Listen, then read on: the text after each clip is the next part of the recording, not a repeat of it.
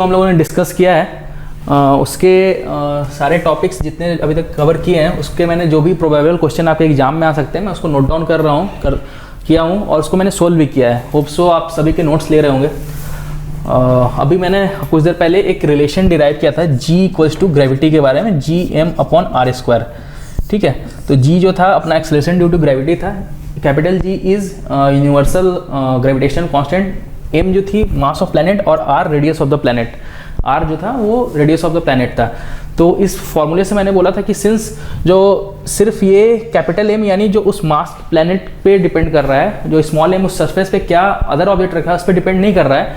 So this formula, ये जो formula है हम लोग किसी भी प्लैनेट के एक्सेलरेशन ड्यू टू ग्रेविटी को निकालने के लिए यूज कर सकते हैं। ठीक है, any of the planet, Jupiter, Mars, Saturn, any of the, सिर्फ हमको उसे मेरे को सिर्फ उसका मास और रेडियस अगर पता हो तो हम उसको निकाल सकते हैं।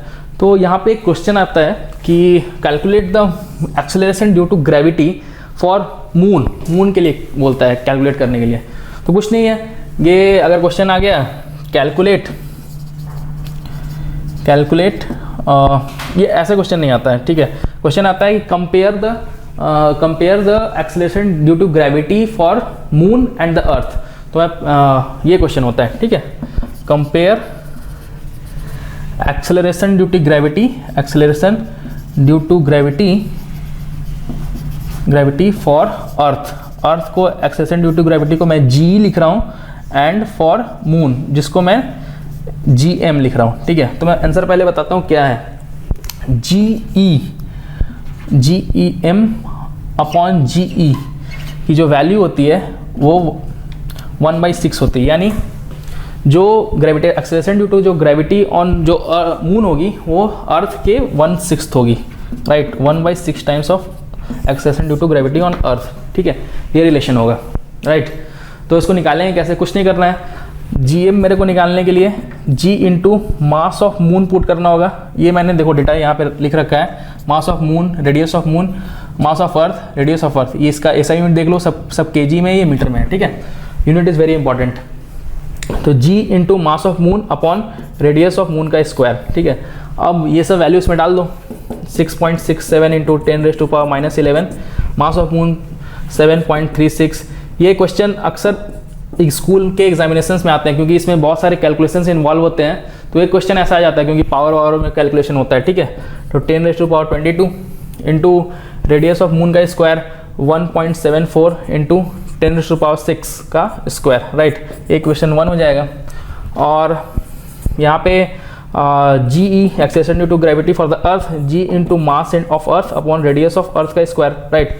तो यहाँ पे फिर से 6.67 इंटू 10⁻11 कैपिटल जी की वैल्यू, और मास ऑफ अर्थ है 6 इंटू 10⁻24 और upon 1 radius of the earth 6.4 into 10⁻6। ठीक है, अब ये दोनों रिलेशन को डिवाइड करो तो जी एम अपना कैलकुलेशन जो कंक्लूजन क्या आएगा भाई कि जी एम अपॉन जी अर्थ की जो वैल्यू होगी वो 1/6 होगी, राइट। ये क्वेश्चन आएगा कि जो एक्सेलरेशन ड्यू टू ग्रेविटी है वो मून पे वो कम है, ऑब्वियसली 1/6 है तो ये कम है as compare to that of the earth. ये अपना इक्वेशन आएगा। ये क्वेश्चन कभी कभी एग्जाम में आता है कि compare the acceleration due to gravity for earth and moon, right. अब हम लोग नेक्स्ट टॉपिक जो है हमारा वो हम लोग पढ़ेंगे मास और वेट। ये जो मास और वेट का जो फंडा होता है, मास और वेट का फंडा इसलिए होता है, ये दोनों इसलिए डिफरेंट होता है। अभी तक हम लोग आम बोलचाल की भाषा में क्या, कोई पूछता है कि भाई तुम्हारा वेट कितना है तो हम लोगों ने बोल दिया 40 kg, तो actually that is mass, right. तो ये फंडा इसलिए अलग अलग आता है क्योंकि जो जी होता है वो G equals to G M upon R square.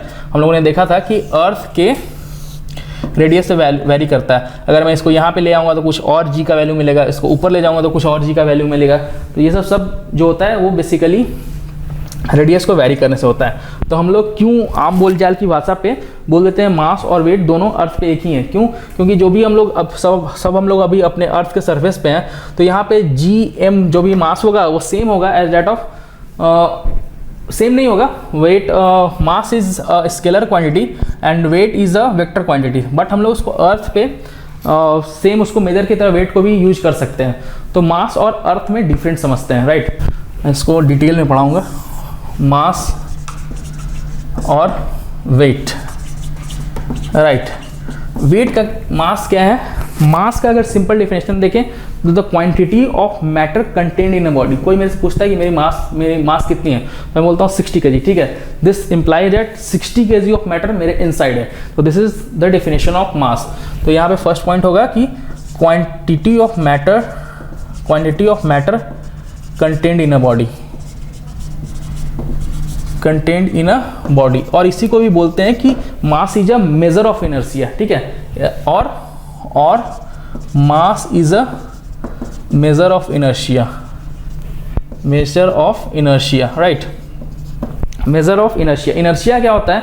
आप लोगों ने पढ़ा होगा, जो फोर्स वाला आपका चैप्टर होता है, न्यूटन का जो फर्स्ट लॉ होता है, इनर्शिया होता है कि this is the tendency of an object और a body to remain in its position. अगर वो मोशन में है तो मोशन में रहना चाहता है, अगर वो रेस्ट में है तो रेस्ट में रहना चाहता है।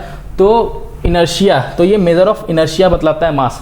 अगर कोई एक 20 kg का ऑब्जेक्ट है तो उसको मूव करने में, इसको स्टॉप करने में ज़्यादा फोर्स लगेगा, ठीक है।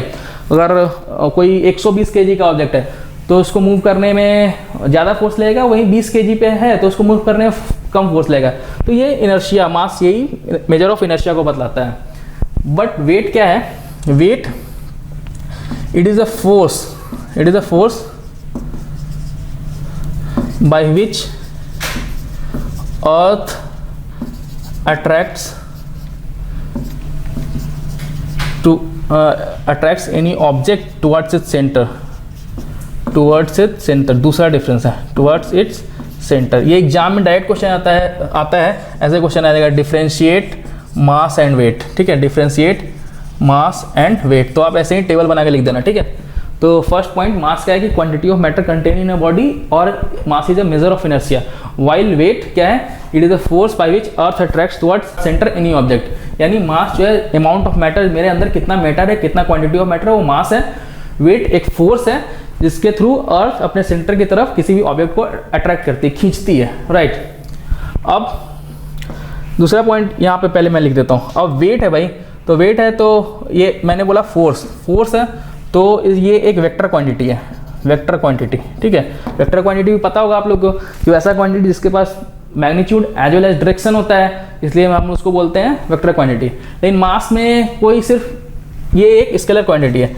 कोई आपसे पूछता है कितना मास है आपका, तब नहीं बोलते हो 40 kg north, 40 kg south, eastward, ऐसा नहीं है, ठीक है। तो इट्स अ स्केलर क्वांटिटी, सिर्फ इसके पास मैग्नीट्यूड है। बिकॉज क्यों स्केलर है? क्योंकि मैग्नीट्यूड ओनली। और यहाँ पे इसके पास क्या है? वेक्टर इसलिए क्योंकि magnitude as well as direction भी है। डायरेक्शन क्यों? डायरेक्शन में देखो इस स्टेटमेंट से पता चला ऑब्जेक्ट अट्रैक्ट्स, अर्थ अपनी ओर खींच रही है, अर्थ अपनी ओर खींच रही है, तो एक डायरेक्शन है इसके पास, ठीक है। तो ये वेक्टर क्वांटिटी है, राइट। इसको मास को हम लोग डिनोटेड बाई स्मॉल m से डिनोट करते हैं, ठीक है। ये एक फोर्स है तो इसको डिनोटेड बाई f, एक फोर्स दे दो, ठीक है, राइट। इसका जो SI यूनिट है, SI यूनिट इसका मास का kg है। अब ये वेट है तो इसका SI यूनिट जो है वो न्यूटन है, ठीक है। तो मास और वेट में ये डिफरेंस है। वेट, अब क्या होता है? वेट होता क्या है? होता क्या है वेट होता क्या है? ये तो मैंने क्या बताया, ये फोर्स है, एक फोर्स है। तो जो ये वेट का जो फोर्स है, क्या मैंने बोला कि ये एक कोई भी ऑब्जेक्ट को अर्थ जो है अपनी ओर खींच रही है, उस फोर्स को हम लोग बोलते हैं वेट, राइट। तो मास ऑफ द ऑब्जेक्ट, तो यहाँ पे मास होगा और एक्सेलरेशन एक फोर्स होगा। बट अर्थ के केस में जो वो एक्सेलरेशन से खींचती है उसको मैंने एक स्पेशल डिफाइन किया एक्सेलरेशन, जो कि एक्सेलरेशन ड्यू टू ग्रेविटी है, g, राइट। तो weight is nothing but mg, right, ठीक है। Weight is nothing but mg है। और earth acceleration due to gravity के लिए मैंने जो g का वैल्यू ऑब्टेन किया था, वो g का वैल्यू है 9.8 मीटर पर सेकेंड स्क्वायर। तो ये हो गया। तो अगर कोई पूछता है कि डिफरेंस क्या है मास और वेट का, तो आप ये सब पॉइंट लिख सकते हो। अगर मेरे को किसी ऑब्जेक्ट का मास पता है, ठीक है, तो मैं उसका वेट कैलकुलेट कर सकता हूँ। लेट से किसी ऑब्जेक्ट का मास जो है वो 40 kg है, 40 kg, और मेरे को वेट निकालना हो तो मेरे को इस फैक्टर को 40 को 9.8 से मल्टीप्लाई करना होगा, ठीक है, तो मेरे को वेट मिल जाएगा। यहाँ पे एक क्वेश्चन आ जाता है कि ये क्वेश्चन मास और वेट, मैंने देखा कि डिफरेंशिएट बिटवीन मास और वेट का डिफरेंस क्या है, ये क्वेश्चन बहुत ही हॉट है, आ सकता है। नेक्स्ट यहाँ पे क्वेश्चन आ जाता है, कोई एक ऑब्जेक्ट है, ठीक है, उसका लेट से मास m है अर्थ पे उसका, ये अर्थ है, उसका अर्थ के सरफेस पे मास m है। यही ऑब्जेक्ट को मैं अगर मून पे ले जाता हूँ, मून के सरफेस पे, ये मून है, तो मास तो दोनों केस में सेम रहेगा, मास चेंज नहीं होगा, mass is a scalar quantity, ठीक है, वो चेंज नहीं होगा, कहीं भी मूवमेंट से उसको अर्थ पे ले जाओ, मून पे ले जाओ तो सेम होगा। तो दोनों केस में यहाँ पे क्वेश्चन आ सकता है, if an object is placed on the surface of the earth having mass m, will it mass will change if it is move to the surface of the moon? No, answer is no, mass inherent है, change नहीं होगा। But question आएगा कि will its weight change, तो answer है yes, क्या उसका wait change होगा? हाँ, आंसर उसका यस है। तो क्वेश्चन आता है, क्वेश्चन है कि does the mass of object change when it is moved from the surface of earth to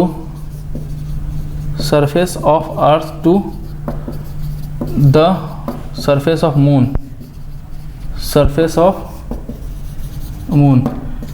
yes or no? So the answer is no, change नहीं होगा, ठीक है, मास इज इनहेरेंट, वो कहीं भी ले जाओ, कहीं भी फेंको, चेंज नहीं होगा, ठीक है। अब क्वेश्चन आता है if an object having mass m on surface of the earth has weight w, उसका वेट W है, W से मैं डिनोट कर रहा हूँ। What will be the weight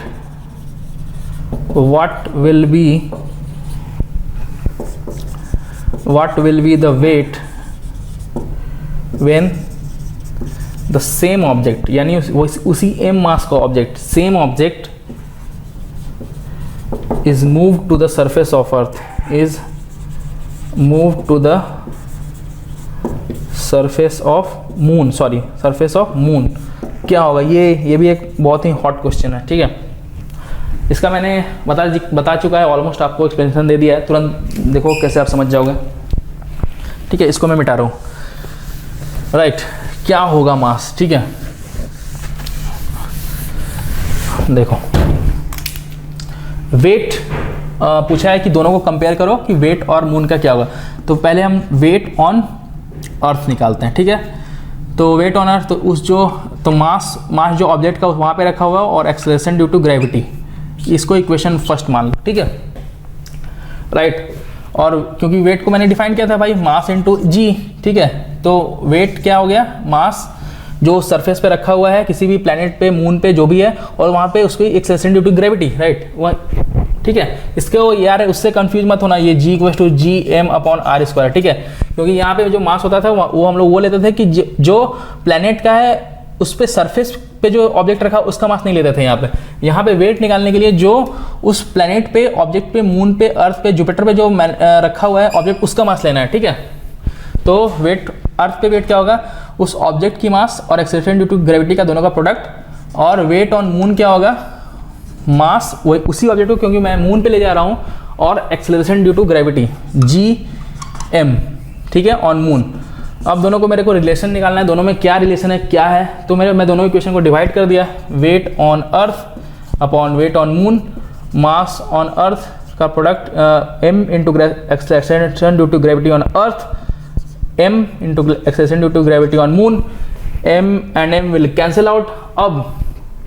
अब देखो यहाँ पे, ठीक है, अब यहाँ पे देखो, so weight of earth upon weight on moon, so gravitational acceleration due to gravity on earth upon acceleration due to gravity on moon. इस इक्वेशन को रिवर्स करते हैं, इन्वर्टेंडो लगाते हैं, ठीक है। ये इसको बस मैंने उल्टा करके लिख रहा हूँ, ठीक है, इसको कोई फर्क नहीं पड़ेगा इक्वेशन पे, राइट। अब मैंने पढ़ा था आपको, जब एक डेरिवेशन मैंने कराया था कि acceleration due to gravity on moon और acceleration due to gravity on earth का जो रेशियो है वो 1/6 होता है।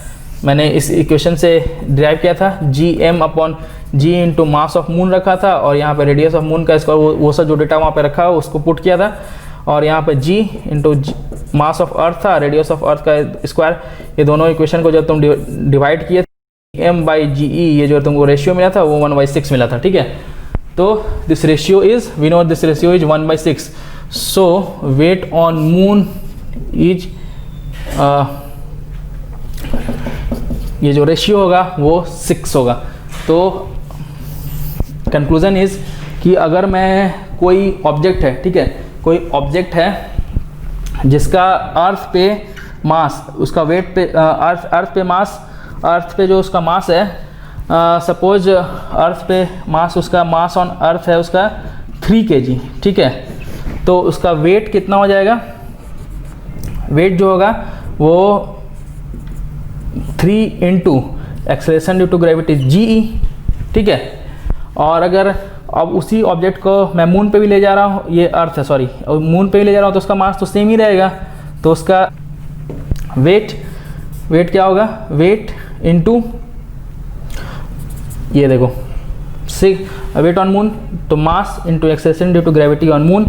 अब दोनों को डिवाइड कर दो, दोनों का रेशियो लेना है मेरे को, यहाँ पे लिखता हूँ मैं, weight on moon upon weight on earth 3 into gm और अपॉन 3 इंटू GE, राइट।